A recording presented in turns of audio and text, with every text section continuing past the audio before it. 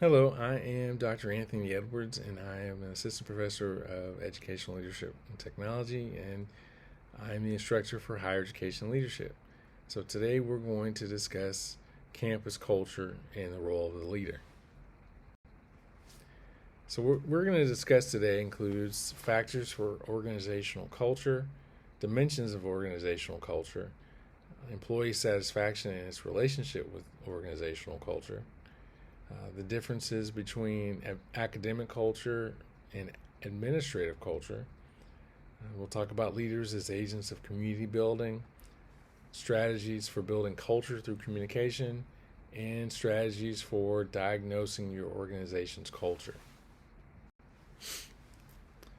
So, Ruben, who's one of our textbook authors, along with Stewart, came up with some factors for organizational culture, and those include things like preferred practices, customs, traditions, rules, stories, language, and organizational history.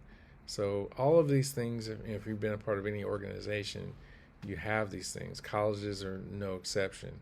So, there are stories about the institution and its history. Obviously, all colleges have rules they have to follow and some traditions. Uh, so I think Charleston has traditions around Purple Poo and Duck Camp, things like that. Obviously, there's a lot of organizational history when you think about different organizational leaders who worked at the institution. Uh, History in terms of founding of the Texas A&M University system. So obviously there's some language and some words that we use. Think about growing to school at Texas A&M. Howdy was a common word. So whether you grew up in a place where you said howdy or not, you kind of learned to say it being at Texas A&M. So lots of these different pieces to culture. All right. So Ruben and another group of researchers also developed some dimensions of organizational culture. So these include things like leadership practices, practices around change, that how you conduct meetings, interpersonal and interprofessional climate. So how do people talk with one another? How do they work together as professionals?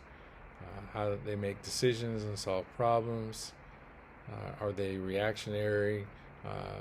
Are they proactive? Do they tend to do whatever?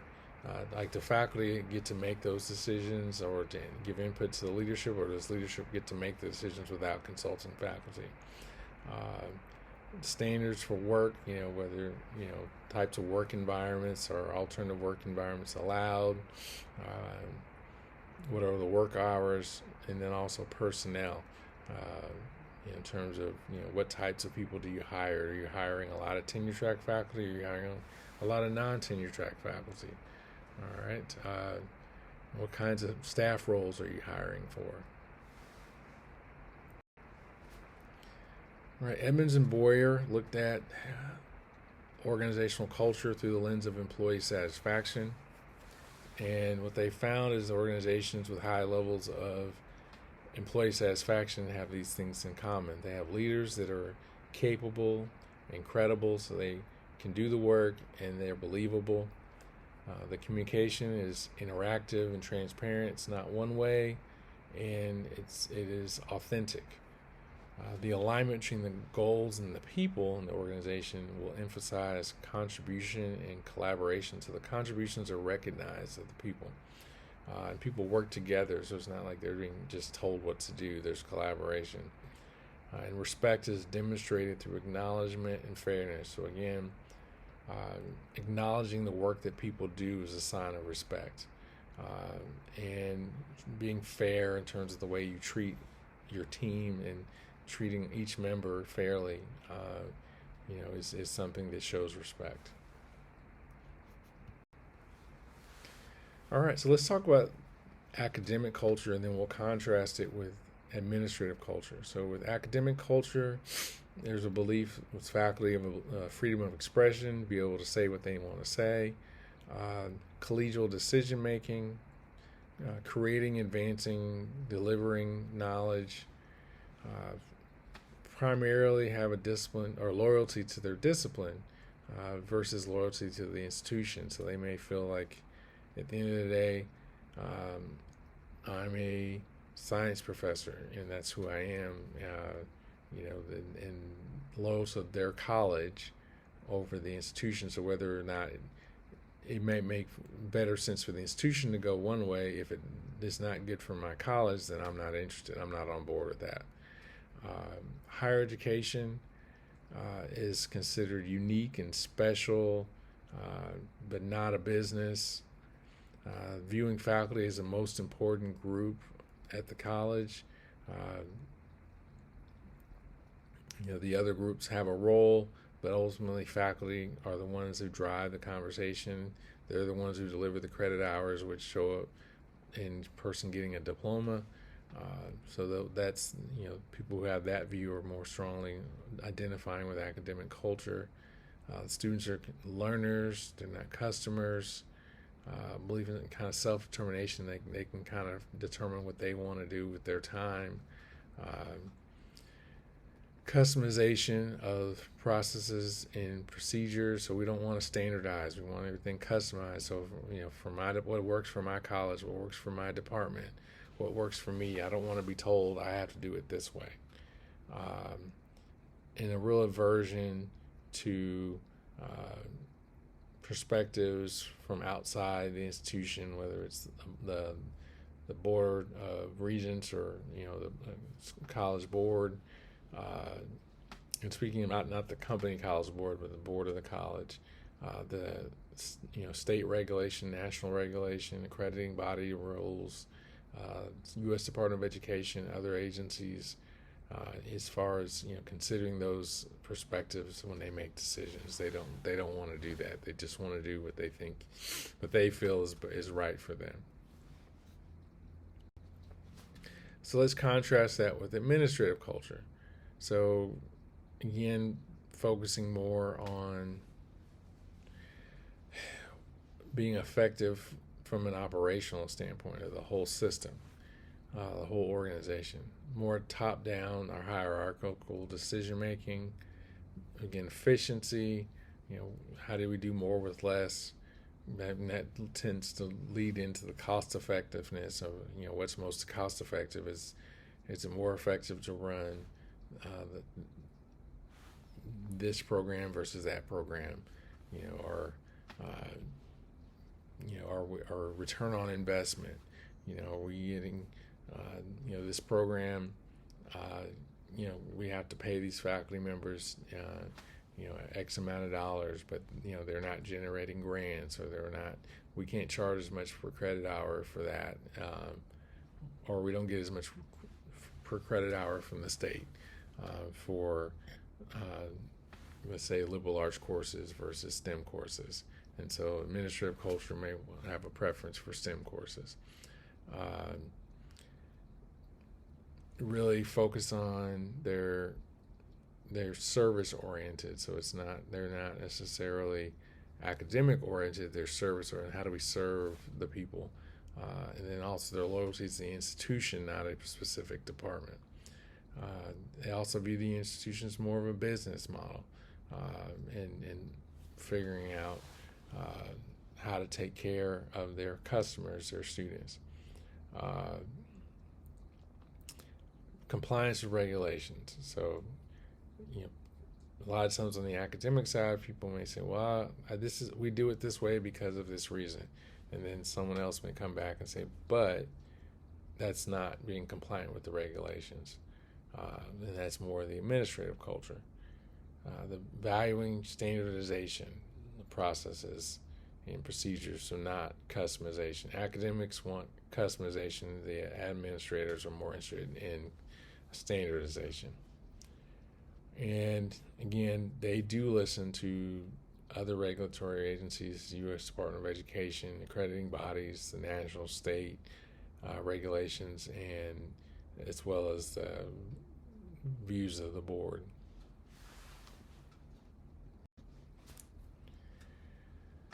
So, leaders are agents of community building. So they are helping to build the community culture.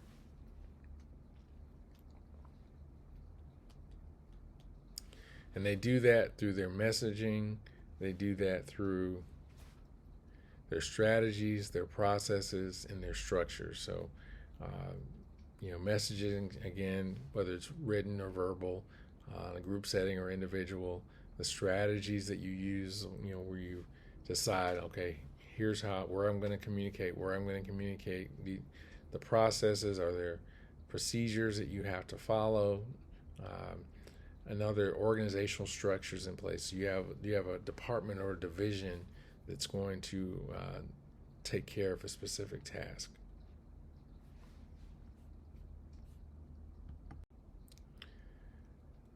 So, as a leader, you're going to have to communicate to build your culture, right?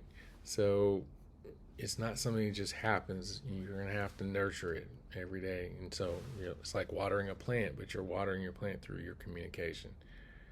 So, Rubin and Goldthwait kind of have these 5 tips. So, promoting constructive dialogue with different perspectives to generate buy-in, cultivate buy-in.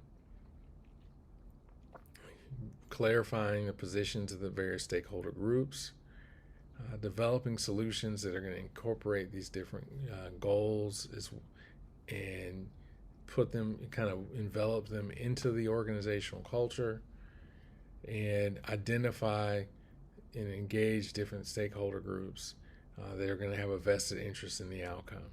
All right, so don't wait. If you know someone's going to be affected by it, get them involved early. And cultivate relationships with these stakeholder groups so you can increase your competence in how you communicate with them. So, we can look at that, obviously, culturally, if you think about, different kinds of different cultural groups, but I'm looking at this also, it could be used in that context, certainly, but I'm also looking at this really broadly in terms of just organizational culture in higher ed. So whether you're talking to faculty or staff, students, alumni, parents, you're going to have to sort of invest time to really get to know that group, to understand what their needs are, what their reservations are, in order to communicate with them effectively.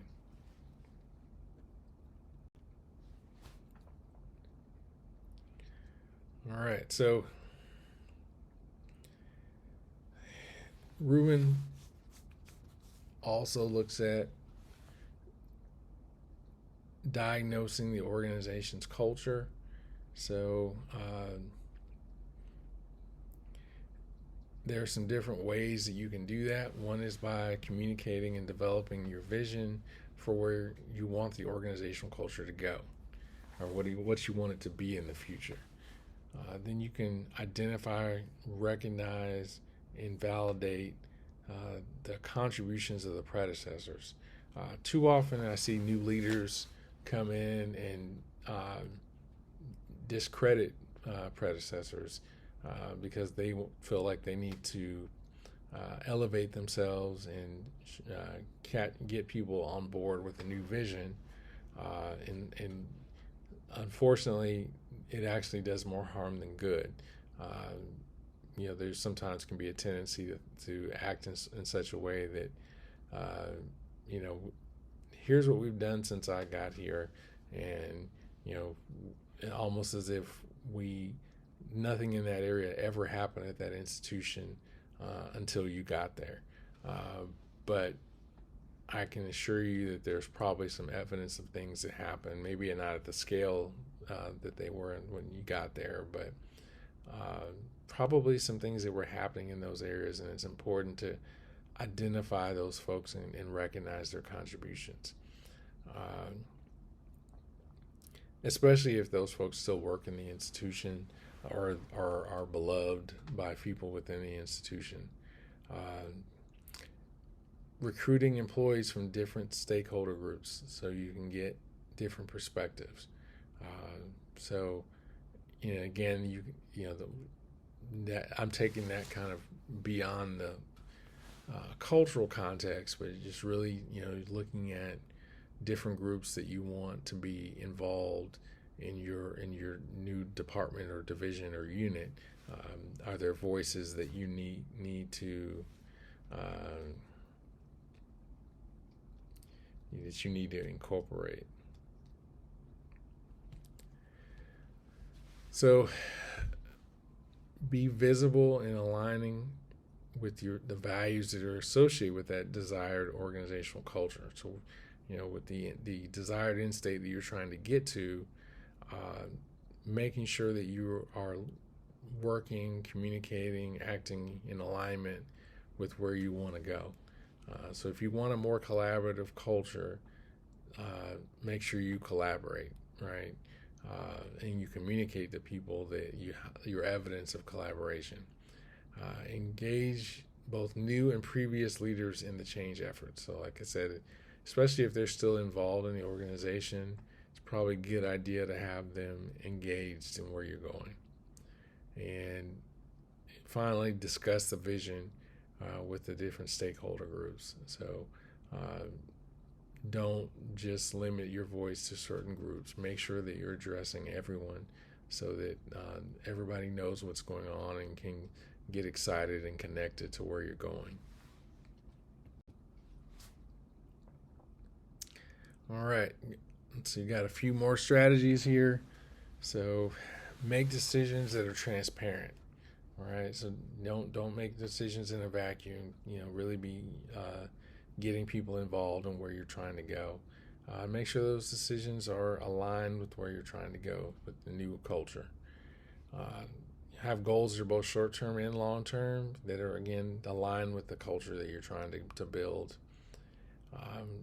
Think about the values associated with the new culture and hire for those. So are there things that you can teach if someone has the right values?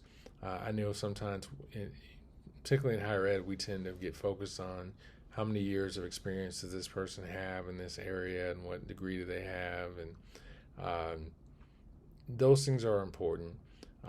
But I also think back to, I used to work for Enterprise Rent-A-Car, and their big mantra at the time was hire for attitude, train for skill. Because most of the things about renting a car to people, you can teach.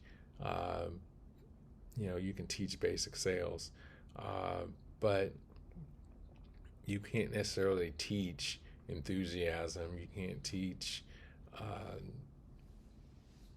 commitment to a certain extent. There's some of those things you can learn, but they are more difficult to teach. So promote excellence in your projects and outcomes. So if the work looks shoddy, no one's going to be excited about that. Excellent outcomes are going to attract attention and motivation and enthusiasm.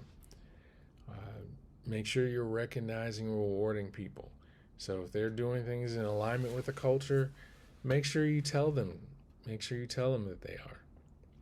So engage stakeholder groups at various organizational levels. So don't just talk with senior leadership. Talk with the middle level leaders. Talk with the lower leaders. Talk with people at different divisions of the institution. Build your network and really get to know people. Align your organizational practices with your organizational communication. So make sure what you say matches what you do, right? You got to talk the talk and walk the walk. Okay, so today we discuss factors of organizational culture dimensions, relationship between culture and employee satisfaction, the differences between administrative culture and academic culture, leadership as an agent of community building, strategies for building culture through communication, and strategies for diagnosing your organization's future. So if you enjoy this video, please give it a like and subscribe. I hope you found this video helpful, and we'll see you in the next video.